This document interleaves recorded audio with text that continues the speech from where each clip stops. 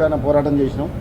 మా 12 మంది ఎమ్మెల్యేలు తీసుకున్న తర్వాత వాళ్ళు ప్రతిపక్షం లేకుండా గొంతు నొక్కేస్తే ఆ బట్టి గారు సిఎల్పి నాయకుడు అయిన తర్వాత ఆ ఎమ్మెల్యేలు పోయిన తర్వాత మేము గట్టిగా నిలబడి కొట్లాడినాం. కాంప్రమైజ్ కాలేదు ఏ ఇష్యూలో కూడా. 6 ఉన్నా సరే 100 మందిని వణికించినాం ఆ రోజు. ఏ ఇష్యూ అయినా సరే ఆ రోజు కాళేశ్వరం ప్రాజెక్టు గురించి, యాదాద్రి పవర్ ప్లాంట్ గురించి, అవినీతి గురించి, వాళ్ళ అరాచకం గురించి అన్ని రకాలుగా మేము నిలదీస్తాం ఆ రోజు అసెంబ్లీలో. ఆ 5 ఏళ్ల పాటు నేను ఇప్పుడు ఏం చెప్పినా అంటే, మామూలుగా మేము బయట మాట్లాడుకున్నా లోపల మాట్లాడుకున్నా ఒకటేంటంటే, 10 ఏళ్ళు టీఆర్ఎస్ పార్టీ అధికారంలో ఉన్నప్పుడు ఈ తెలంగాణ రాష్ట్రంలో తెలంగాణ ఇచ్చిన కాంగ్రెస్ పార్టీ కాపాడుకుంటేందుకు కార్యకర్తలు పోరాటం చేసి ఎన్ని కేసులు పెట్టించినా ఎంత చేసినా 10 ఏళ్ల పాటు పోరాటం చేసి కాంగ్రెస్ పార్టీని అధికారంలోకి తీసుకొచ్చింది. అధికారంలోకి వచ్చే క్రమంలో మొన్న ఎన్నికల్లో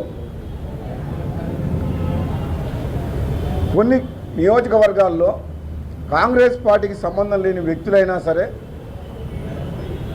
ఆ రోజు గెలిపే లక్ష్యంగా ప్రభుత్వం రావాలని చెప్పి నకరికల్ నియోజకవర్గంలో వేమిల వీరేశం టీఆర్ఎస్ పార్టీని తీసుకొచ్చి టికెట్ ఇచ్చినాం మనం. ఎందుకంటే మనం కాంగ్రెస్ పార్టీలో గెలిపించిన తిరుపతి లింగే మోసం చేసిపోయిండు, కాంగ్రెస్ పార్టీకి నమ్మకం ద్రోహి. అక్కడ టీఆర్ఎస్ పార్టీ నాయకుడు బలంగా ఉండడని చెప్పి స్థానికంగా ఆయన తీసుకొచ్చి ఇచ్చినాం. అదేవిధంగా తుంగతుర్తిల మందుల సామెల్కు టీఆర్ఎస్ పార్టీ అయినా సరే కాంగ్రెస్ పార్టీలో జాయిన్ చేసుకుని ఎమ్మటే టికెట్ ఇచ్చినాం. ఇటువంటి సందర్భంలో ఒక మాజీ పార్లమెంట్ సభ్యునిగా, నల్గొండ జిల్లా ఉమ్మడి నల్గొండ ఎమ్మెల్సీగా, ప్రస్తుతం ఎమ్మెల్యేగా నాకు మన పదవి, మనకు ఎంపీ గెలుపు బాధ్యతలు కూడా నాకు అఫీషియల్గా ఇచ్చినా సరే నేను కష్టపడ్డాను. నాకు అనిపించింది ఏంటంటే, ఈరోజు ఈ తుంగతుర్తి ప్రాబ్లం కావచ్చు, నగరికల్లో కావచ్చు, ఇంకో దగ్గర కాదు, కొన్ని నియోజకవర్గాల్లో నిజమైన కాంగ్రెస్ పార్టీ కార్యకర్తలు, కాంగ్రెస్ పార్టీకి సంబంధం లేని వ్యక్తులకు టికెట్ ఇచ్చినా సరే ప్రభుత్వం రావాలని చెప్పి వాళ్ళు కష్టపడి సొంత డబ్బులు ఖర్చు పెట్టుకొని గెలిపించారు ఆ ఎమ్మెల్యేలని.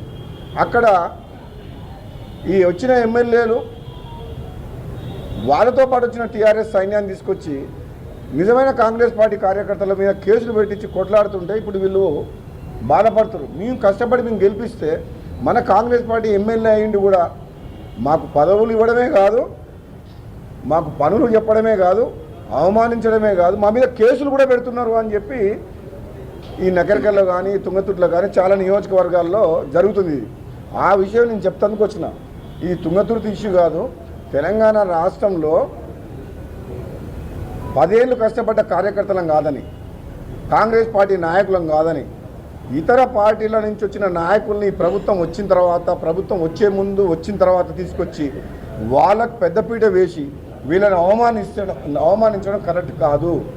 కాంగ్రెస్ పార్టీ కార్యకర్తలను కాపాడుకోవాలి. ఈరోజు వచ్చిన వాళ్ళు రేపు ఉంటారు, ఇవాళ ఉంటారని మళ్ళీ ఉంటారని గ్యారెంటీ కూడా లేదు. ఈరోజు అధికారంలో ఉన్నారు, రేపు పొద్దున అధికారం పోతుందని మళ్ళీ వెళ్ళిపోతారు. కానీ కాంగ్రెస్ పార్టీని నమ్ముకొని ఉన్నోళ్ళు పుట్టినప్పటి నుంచి కాంగ్రెస్ రక్తం వాడు సచ్చిందాక కాంగ్రెస్ ఉంటాడు. రాహుల్ గాంధీ కోసం, కాంగ్రెస్ పార్టీ కోసం వాళ్ళ జీవితం మొత్తం బతుకుతారు. అటువంటి వ్యక్తులను కాపాడుకునే బాధ్యత జగ్గారెడ్డి గారు లాంటి మా వ్యక్తి సీనియర్ నాయకుడిని తుంగతుర్తి కమిటీకి వేసింది. అక్కడ ఎమ్మెల్యే గౌరవాన్ని కాపాడుకుంటూ నిజమైన కాంగ్రెస్ పార్టీ కార్యకర్తలు ఎవరైతే ఉన్నారో, కొన్ని ఏళ్ల తరబడి కొట్లాడుతున్నారో వాళ్ళకు కూడా అన్యాయం జరగకుండా, అవమానం జరగకుండా పదవుల పంపడంలో కానీ ఇంకో విషయంలో కానీ న్యాయం చేసే బాధ్యతని Congress party PCC president, AICC general secretary గారు జగ్గారెడ్డి గారికి బాధ్యతలు అప్పచెప్పడం చాలా మంచిది. ఎందుకంటే ఇతను కార్యకర్తల కష్టమేంటో తెలిసిన వ్యక్తి, కార్యకర్తల మధ్యలో బతికే వ్యక్తి ఎవరు ఉన్నారంటే జగ్గారెడ్డి గారు. అటువంటి వ్యక్తి కాంగ్రెస్ పార్టీ కార్యకర్తలకు కూడా తుంగతుర్తి నియోజకవర్గంలో న్యాయం చేయాలని చెప్పి నేను వాళ్ళకు చెప్పిన. నేను ఈ పదవి ఇవ్వాలి, ఈ మండల కాంగ్రెస్ని ఎవరిని ఏం చెప్పలేదు, నేను రికమెండ్ చేయలేదు.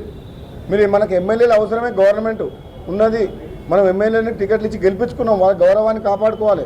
కానీ at the same time Congress party కార్యకర్తలను కూడా కాపాడుకోవాలి. పబ్లిక్లో ఏం మెసేజ్ పోతుందంటే, నిన్న మొన్న వచ్చిన వాళ్ళదే పెత్తనం నడుస్తుంది, ఇతర పార్టీలు వచ్చి ఇప్పుడు పెత్తనం చేస్తున్నారు కాంగ్రెస్ పార్టీ కార్యకర్తల మీద. నిజమైన కాంగ్రెస్ పార్టీ నాయకులు, కార్యకర్తలు ఇప్పుడు అవమానాల పాలవుతున్నారు, వాళ్ళకి న్యాయం జరగలేదు మన ప్రభుత్వం ఉండి కూడా అనే ఒక ప్రచారం విస్తృతంగా జరుగుతున్నది. ఇటువంటి సిచ్యువేషన్లో జగ్గారెడ్డి గారు తుంగతుర్తి నియోజకవర్గాన్ని, దాన్ని అక్కడున్న సమస్యల్ని పరిష్కారం చేస్తారన్న నమ్మకంతో పార్టీ అప్పచెప్పింది. నేను కూడా ఆయన నిర్ణయానికి, ఆయన ఇన్వాల్వ్మెంట్ ఉండి కొంచెం దగ్గరికి వెళ్ళి చూసి జాగ్రత్తగా దీన్ని డీల్ చేసి తుంగతుర్తితో పాటు ఎల్బీ నగర్ కూడా తనకు బాధ్యతలు అప్పచెప్పించారు. ఏ నియోజకవర్గంలో ఏం సమస్య వచ్చినా సరే జగ్గారెడ్డి గారు లాంటి నాయకుడిని మనం ఇన్ఛార్జ్గా పెట్టుకుంటే, ఒక ట్రబుల్ షూటర్గా ఉంటే, పార్టీ అతని సేవల్ని వినియోగిస్తే తప్పకుండా కాంగ్రెస్ పార్టీ కార్యకర్తలను కాపాడే ప్రయత్నం చేస్తారన్న నమ్మకం ఉంది. అదే విషయం చేయాలని చెప్పి రాష్ట్రంలో ఎక్కడైనా సరే కాంగ్రెస్ పార్టీ కార్యకర్తలను కాపాడుకునే బాధ్యత మన మీద ఉంది. మనం రాబోయే రోజుల్లో కూడా కాంగ్రెస్ పార్టీ కార్యకర్తలను కాపాడుకొని రేపు రాబోయే రోజుల్లో మన ప్రభుత్వం అధికారం రావాలన్నా, మన రాహుల్ గాంధీని ప్రధానమంత్రి చేసుకోవాలన్నా నిజమైన కాంగ్రెస్ పార్టీ కార్యకర్తలని నిర్లక్ష్యం చేయొద్దు, అవమానించొద్దు, దూరం చేసుకోవద్దు.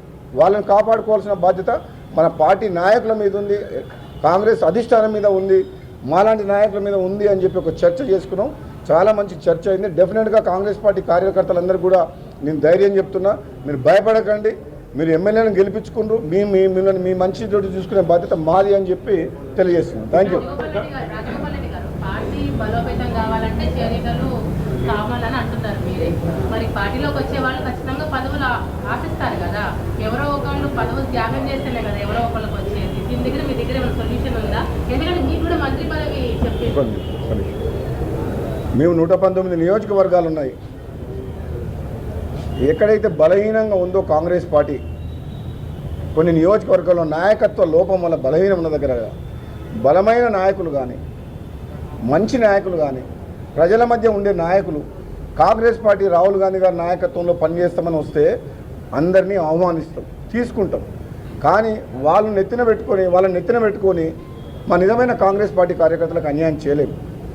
అవసరం ఉంది కదా అని చెప్పేసి వాళ్ళని వాడుకొని కేసీఆర్ ఎట్లయితే 12 మంది ఎమ్మెల్యేలను తీసుకుండు మా కాంగ్రెస్ పార్టీ, అక్కడ ఓడిపోయిన ఎమ్మెల్యేలను నిర్లక్ష్యం చేస్తే వాళ్ళు ఇప్పుడు ఎంత అసంతృప్తితోటి రగిలిపోయి ఈరోజు కాంగ్రెస్ పార్టీలో జాయిన్ అయ్యింది.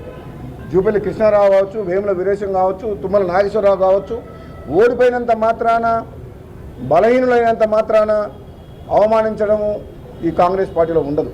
కాంగ్రెస్ పార్టీ కల్చర్ ఏంటంటే కాంగ్రెస్ పార్టీకి లాయల్గా, గాంధీ ఫ్యామిలీకి, రాహుల్ గాంధీకి లాయల్గా కాంగ్రెస్ పార్టీ నమ్ముకున్న కార్యకర్తలకు ఎప్పుడు న్యాయం చేస్తుంది.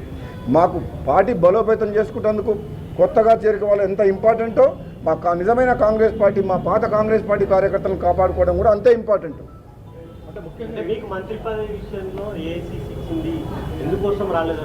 కాంగ్రెస్ పార్టీ అధిష్టానము కొన్ని సమీకరణల వల్ల గతంలో నాకు అసెంబ్లీలో ఎన్నికల సందర్భంగా ఇచ్చిన ప్రామిస్ కానీ, పార్లమెంట్ ఎన్నికలు ఇచ్చిన సందర్భంగా కానీ హామీని సరైన సమయంలో నెరవేర్చలేకపోయింది. ఈ మధ్యనే నేను రాహుల్ గాంధీ గారిని కూడా కలిసినాను. అప్పుడు కూడా నేను చెప్పిన, నేను మంత్రి పదవి కోసం రాలేదు, మర్యాదపూర్వకంగా నేను కలిసి రాష్ట్రంలో రాజకీయ పరిస్థితి చర్చిస్తానికే వచ్చిన, మీకు నా ఇన్పుట్ ఇస్తానికి వచ్చిన తప్పితే మంత్రి పదవి కోసం మీరు తప్పకుండా ఎవరిని ఎక్కడ పెట్టాలనో, ఎవరి సేవలు ఎట్లా వాడుకోవాలనో, పార్టీలను కానీ ప్రభుత్వంలో కానీ ఎట్లా వాడుకోవాలనో మీరే ఆలోచించి నిర్ణయం తీసుకోమని చెప్పి నేనే స్వయంగా రాహుల్ గాంధీ గారు చెప్పిన.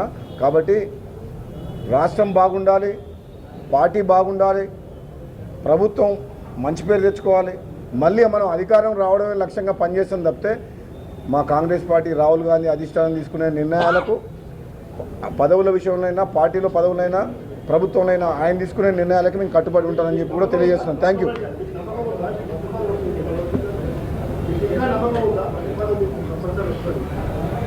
ఇదేం ప్రశ్న? ఎవరు చెప్పగలుగుతారు మీకు దీనికి ఆన్సరు? దీనికో కొన్ని ప్రశ్నలకు మేము ఆన్సర్ చెప్పలేము. నేను క్లియర్గా చెప్తున్నా, మా రాహుల్ గాంధీ గారు తీసుకునే నిర్ణయానికి మేమందరం కలిసికట్టుగా పనిచేస్తాము. మాకు ఒకటే లక్ష్యము, మా కాంగ్రెస్ పార్టీని మళ్ళీ అధికారం తీసుకురావాలి, రాహుల్ గాంధీ గారిని ప్రధానమంత్రి చేయడమే లక్ష్యంగా పనిచేస్తాము. ఆ క్రమంలో కాంగ్రెస్ పార్టీ నాయకులకు, కార్యకర్తలకు ఎవరికైనా అన్యాయం జరిగితే పార్టీలో చర్చించి అధిష్టానం దృష్టికి తీసుకుపోయి ఎక్కడైనా సరే పార్టీకి నష్టం